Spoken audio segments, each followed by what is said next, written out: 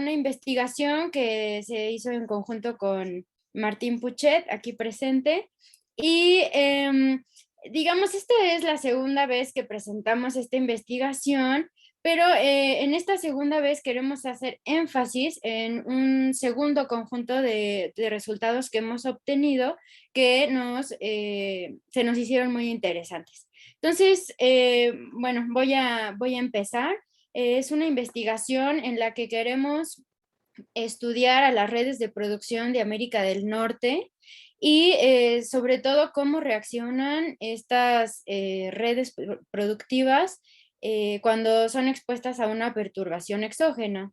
Entonces utilizamos el acercamiento de sistemas complejos y en específico de redes complejas.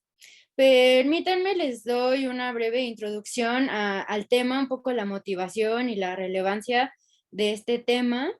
Eh, bueno, en América del Norte, ¿no? Constituida por sus tres países, Canadá, Estados Unidos y México, han logrado construir, digamos, una red grande de producción donde hay un continuo intercambio de bienes y servicios que produce cada país. Entonces, digamos, este continuo intercambio de productos ha formado lo que llamamos estas redes de producción, que podemos decir son paralelas a las cadenas de valor que se han formado con este flujo. Entonces, nosotros estamos interesados en justamente estudiar estas redes productivas que se han formado no solo en cada país, ¿no? México, Canadá, Estados Unidos, sino en la región, ¿no? La región en sí ha conformado una red propia que en esta investigación le llamamos la red NAFTA, ¿no? Por el antiguo Tratado de Libre Comercio que estaba vigente hasta el año pasado. Bien, entonces, como dije, vamos a retomar algunas ideas de complejidad, algunas técnicas computacionales para ejecutar algunas simulaciones sobre justamente cómo reaccionan estas redes a perturbaciones exógenas y algunas visualizaciones que nos permitan resumir los resultados.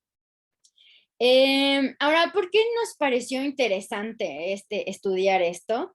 Bien, no solo por la conformación propia de estas redes productivas, sino porque los beneficios de un tratado de libre comercio en la región supuestamente deben de beneficiar a todos los países.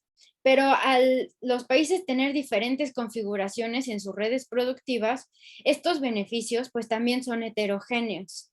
Y en particular nos interesaba estudiar el caso de México porque ya ha sido bien estudiado por diversos autores que pueden encontrar en el artículo completo, donde los beneficios que se esperaba que se obtuvieran para México, pues no han sido tales.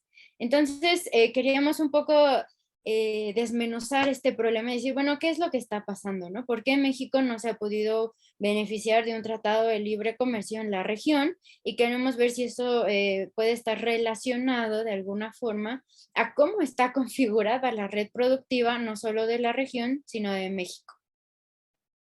Bien, entonces, en particular nos vamos a enfocar en analizar o en estudiar el efecto a corto plazo. Entonces, nada más introducimos un shock en el sistema y vemos cómo reacciona, ¿no? Entonces, a esto le decimos estudiar el efecto a corto plazo de cómo una perturbación en el sistema se va difundiendo y va afectando a los sectores en la economía y después a todo el sistema. Y hacemos esto para cada país y para toda la región NAFTA. Y como dije, el objetivo principal es utilizar nuestros resultados para vislumbrar qué está pasando con México, ¿no? Bien, ¿qué datos utilizamos? Utilizamos matrices de insumo producto de la World Input-Output Database, que esta base de datos tiene la ventaja, ¿no?, de haber construido matrices bajo una misma metodología para México, Canadá, Estados Unidos y para la región NAFTA. Entonces nos permite justamente construir estas redes y poder comparar entre las diferentes redes porque están construidas bajo una misma metodología y clasificación de sectores. A lo que yo voy a estar llamando sectores a lo largo de esta presentación, pues en realidad son comúnmente llamadas industrias, ¿no? Está dividido por 35 sectores o industrias, ¿no? Industria por industria, y está en millones de dólares americanos. Bien. Entonces, la información que nosotros utilizamos de estas matrices, obviamente tienen su base en el modelo insumo-producto. Nosotros lo que vamos a tomar va a ser la matriz de demandas intermedias, que en esta ecuación es la matriz Z. Y vamos a estar jugando con esta última, ¿no? La parte hasta la derecha de la ecuación 1, después de la última igualdad, donde obtenemos esta expresión después de resolver para X, ¿no? Entonces, en el modelo insumo-producto sabemos todos los sectores están relacionados unos con otros porque los productos que se producen sean utilizados a su vez como insumos para la producción de otras industrias, ¿no? Entonces podemos nosotros representar a la economía como un sistema de ecuaciones lineales que resumimos en forma de ecuaciones matriciales, como está aquí. Y vamos a estar utilizando, como les repito, esta matriz Z, que es la matriz de demanda intermedia, y después esta última igualdad, que es la que nos va a permitir estar calculando algunas de las medidas que utilizamos en nuestro modelo de difusión. Bien, entonces con esta información de la matriz de demanda intermedia vamos a construir redes donde los nodos van a ser cada sector o industria, entonces va a tener 35 nodos, todas las redes van a tener 35 nodos, y las conexiones o digamos los edges entre estos nodos van a ser ponderados y dirigidos, y su ponderación justamente está en función del valor que se tenga en cada una de estas celdas de la matriz Z. Es decir, el flujo que se tiene en unidades monetarias al momento de comprar o vender insumos para producir. Bien, en estos sectores, una vez ya construidos, cabe hacer el comentario que permitimos autovínculos, ¿no? Self-loops, que justamente están denotando que en algunos casos, de hecho en la mayoría de los casos, los sectores utilizan parte de su propia producción como insumo, ¿no? Para seguir produciendo. Sobre estas redes vamos a introducir una perturbación exógena en el sector manufactura. Pero este sector manufactura, digamos, no es lo que comúnmente se conoce en economía como toda la industria manufacturera, sino es una parte de esa industria manufacturera que es un poco el que le llaman other manufacturing, después de que ya se contaron algunas de las otras industrias manufactureras, ¿no? En este caso es el sector número 15. Una vez que introducimos este tipo de perturbación, la perturbación justamente lo que va a modificar, lo que va a cambiar, es el flujo que les hablé en esta matriz de demandas intermedias. Entonces, bueno, ahorita vamos a ver las ecuaciones y lo que va a crear este modelo de difusión del shock es que la perturbación va a tener efectos en forma un poco de olas que van creando avalanchas, ¿no? Entonces, se van modificando las demandas intermedias, ¿no? Y al modificarse las demandas intermedias por la ecuación 1 que vimos en la diapositiva pasada, también se va a modificar la producción, ¿no? Es un poco como si los sectores a la hora de sentir ese efecto de la perturbación pudieran tener cierta adaptación casi inmediata a eso, ¿no? Es decir, bueno, de repente este sector me dejó de vender insumos y pues por lo tanto yo voy a poder producir menos, ¿no? De alguna forma van a adaptar su producción en un segundo paso. Y ahí se va a quedar el modelo. Bien, aclarar que estas avalanchas que se crean es un proceso progresivo y discreto, ¿no? Se modela de esa forma. Bien, vamos a simular en estas simulaciones computacionales 6 escenarios que corresponden a 6 diferentes combinaciones de parámetros. Ahorita en las ecuaciones que vienen en la siguiente diapositiva, les voy a precisar cuáles son estos parámetros.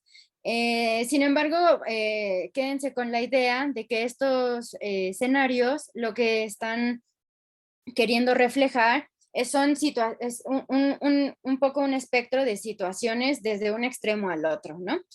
Déjenme paso a la siguiente diapositiva para que vean los parámetros que utilizamos. Justamente es esta F aquí, que va a ser el tamaño de la perturbación en el sector, y va a ser esta C acá, que le llaman un threshold de capacidad de producción.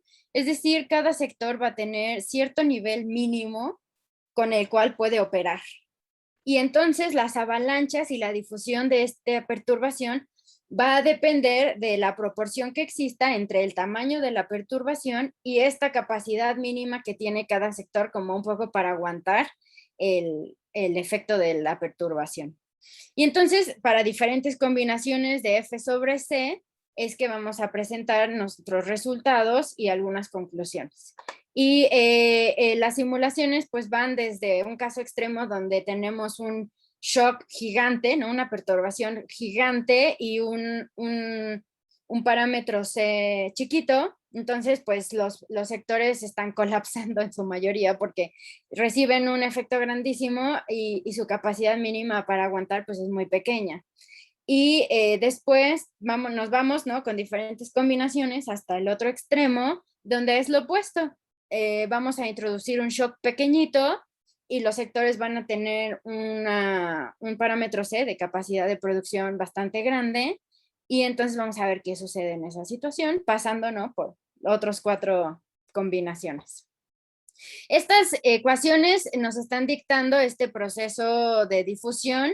Primero nos dicen aquí en el punto 1 cómo van cambiando estos flujos en las demandas intermedias después de que se introduce el shock.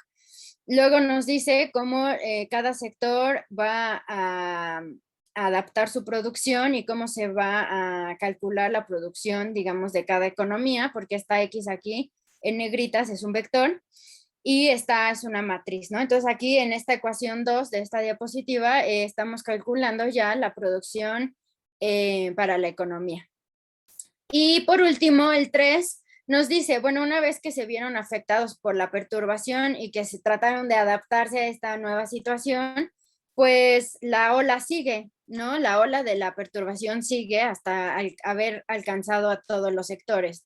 Entonces la avalancha, digamos, las olas van a avanzar en esta avalancha hasta que todos los sectores o todos los nodos en las redes hayan evaluado esta ecuación 3, donde lo único que está viendo es si la afectación sufrida por la perturbación en sus demandas intermedias excede cierto nivel de su producción dictado por el parámetro C. Bien, una vez que empezamos a tener resultados de estas avalanchas, lo que queremos es reportar resultados de las avalanchas y relacionar estos resultados con algunas propiedades estructurales de las redes, que nos están diciendo un poco la configuración de las economías de cada país y de la región. Para hacer esto, las propiedades que nosotros encontramos están relacionadas con, más bien son, ¿no? Las ciertas medidas de centralidad y de otro tipo de las redes. Entonces vamos a calcular los degrees, los weighted degrees, que son los strengths, closeness, y los authority y hope scores, que son una generalización para redes dirigidas del eigenvector centrality, ¿no? Entonces, para reportar nuestros resultados, lo dividimos, digamos, en 4, queriendo hacer énfasis esta vez en esta presentación en el último punto, que es la relación de las avalanchas que encontramos con las propiedades estructurales de cada red. Entonces, reportamos el tamaño de la avalancha, ¿no? ¿Cuántos sectores finalmente fueron afectados en esta difusión? ¿Cuáles fueron las olas particulares? ¿Cómo se fue, no? ¿En qué orden se fueron afectando estos sectores? La intensidad de la avalancha, que más al rato les muestro con detalle, pero la intensidad de la avalancha es simplemente si hubo algún cambio en la producción al final de la avalancha, ese cambio en la producción que se logró ver, cómo se distribuye, ¿no? Cómo está distribuido para los sectores en la economía, qué sectores sufrieron efectos en su producción más grandes o más pequeños. Y bueno, las propiedades estructurales y cómo se relacionan con los tres anteriores. Entonces, déjenme empiezo con los tamaños de las avalanchas. Aquí en paréntesis les pongo el tamaño de las avalanchas más grandes observadas para cada escenario, ¿no? Recuerden, son 6 escenarios. Entonces, nada, se los puse para que se den una idea. Los resultados en general que nos dicen los países donde se afectaron un mayor número de sectores en estas avalanchas fueron Canadá y México. Y Estados Unidos se comportó de forma muy cercana a cómo se comporta la región NAFTA en total y tuvo las avalanchas más pequeñas, ¿no? El número de sectores que fueron afectados por este tipo de perturbaciones fueron un número menor de sectores para Estados Unidos. Ahora, bueno, aquí también podría ser interesante ver en detalle las diferencias de acuerdo a los diferentes escenarios. No hay mucho tiempo. Después, si hay alguna pregunta en particular con respecto a eso, lo podemos mencionar. Es interesante ver la diferencia, ¿no? En números, en sectores, pero me quiero enfocar en esta presentación en otro conjunto de resultados. Entonces, quedarnos con esa idea, que Canadá y México son los que experimentan las avalanchas más grandes y están muy cercanos en sus números, y Estados Unidos se comporta más como la región y tiene las avalanchas más pequeñas. Esto ya presenta ¿no? Una razón para rascarse la cabeza. Esperemos poder dar alguna idea de por qué sucede esto más adelante. Ahora, con respecto a un comentario con respecto a las olas que van conformando esta avalancha, es interesante mencionar que por lo menos para el caso de México, los sectores que podemos ir encontrando que se van afectando en casi todos los escenarios son sectores que son sí comúnmente conocidas como industrias manufactureras, como la de producción de cuero y zapatos, ¿no? Madera y productos de madera, textiles y productos de textiles. También hay hogares privados con empleados domésticos y uno que otro, ¿no? Entonces, observamos que este tipo de industrias que participan en estas avalanchas en realidad están en la parte baja, ¿no? De la organización de las industrias, donde esto lo vamos a comentar en la discusión, ¿no? Son industrias que tienen ciertas características que no favorecen mucho a que una economía crezca, por lo menos México. Y mencionar que esto no es el caso para Estados Unidos y el NAFTA, ¿no?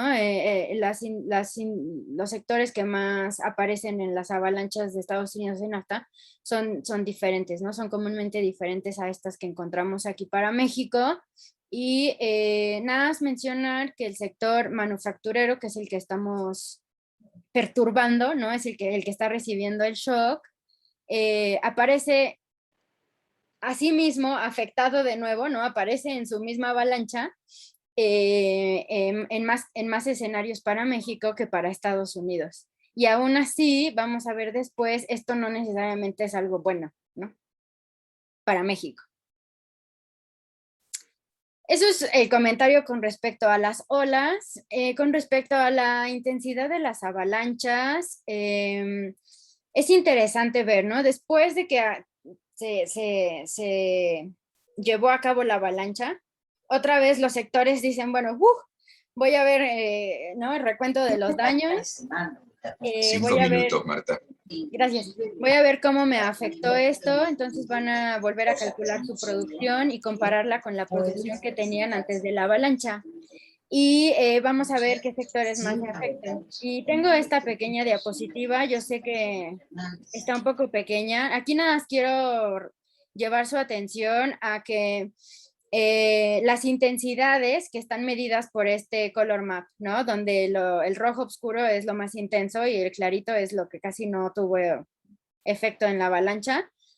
Son diferentes y justo podemos agrupar a Canadá y a México y a Estados Unidos y al NAFTA. Y no solo es diferente, digamos, esa distribución de intensidades, sino que los sectores más afectados en cada caso son diferentes, ¿no? Para México, aquí les voy a hablar de códigos, ¿no? De números, aunque sabemos, pero tenemos industrias, por ejemplo, la 21, la 27, la 16, la 18, y en cambio en Estados Unidos tenemos industrias muy diferentes.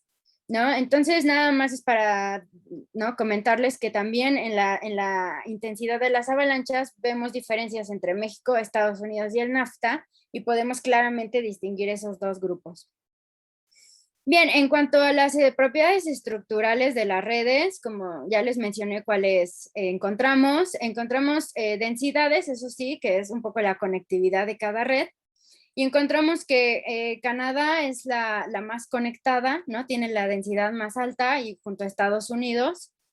Obviamente el NAFTA es casi una red completamente conectada y México va al último.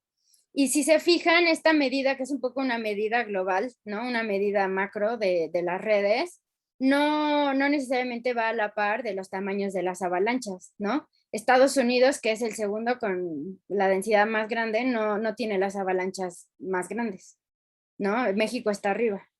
Entonces, lo que estamos observando en las redes no necesariamente está en relación a propiedades macro de las economías, sino vamos a ver que está más hacia las distribuciones de las propiedades. Entonces, aquí quiero llamar su atención, ya me salto las letras porque no tengo tiempo, me voy a los dibujitos. Y entonces en estas gráficas no quiero que presten atención al detalle, quiero que presten atención a los patrones un poco más, ¿no? Así, estas son las distribuciones de todas las propiedades que calculamos para las redes.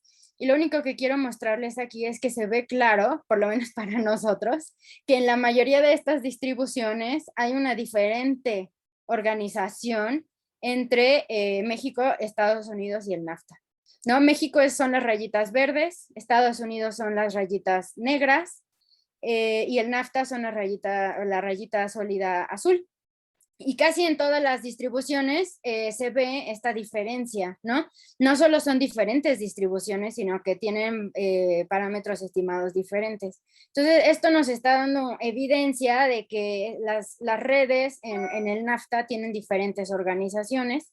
Todas son jerárquicas, sí, pero son diferentes organizaciones en la producción y eso también es lo que está generando que tengamos diferentes resultados en las avalanchas, en las olas y en las intensidades. Entonces, eso es lo que queríamos destacar en esta presentación, esta relación entre la organización que tienen los sectores en cada economía, tanto nacional como regional, con los resultados de este tipo de avalanchas, ¿no? De una perturbación exógena en un sector manufacturero, que no necesariamente tiene que ser un sector manufacturero, ¿no? El más importante en la economía, pero importante. Esto me lo salto, entonces ya la discusión va orientada a eso, ¿no? A resaltar estos puntos que necesitamos hacer, ¿no? Estos tipos de modelos de redes nos permiten ir más allá del modelo insumo-producto, nos permiten tener una gama mucho más amplia de resultados y de conectarlos o relacionarlos con propiedades estructurales de las redes que de otra forma no sería tan fácil. Bueno, repitiendo rápidamente, ¿no? Nos pareció muy interesante esto, que nuestros resultados estuvieran más relacionados con las propiedades de las redes, con las distribuciones, la organización de los sectores, que con variables macroeconómicas o propiedades macroeconómicas de los sistemas. Y nos apoya también, los resultados apoyan también diferentes conclusiones que se han obtenido sobre el por qué México ha tenido esta performance no tan deseada o no tan buena como esperada en la región, ¿no? ¿Por qué no ha jugado un papel más importante? ¿Por qué no se ha podido beneficiar más de estar en esta economía regional y del Tratado de Libre Comercio, ¿no? Entonces, pues me parece que se me acabó el tiempo, pero bueno, creo que resalté lo que más queríamos resaltar de esta parte de la investigación. Aquí les dejo dos conclusiones muy generales que sacamos y a lo mejor podemos, ¿no? Respondiendo a las preguntas, podemos abundar más en algo que ustedes deseen. Muchísimas gracias.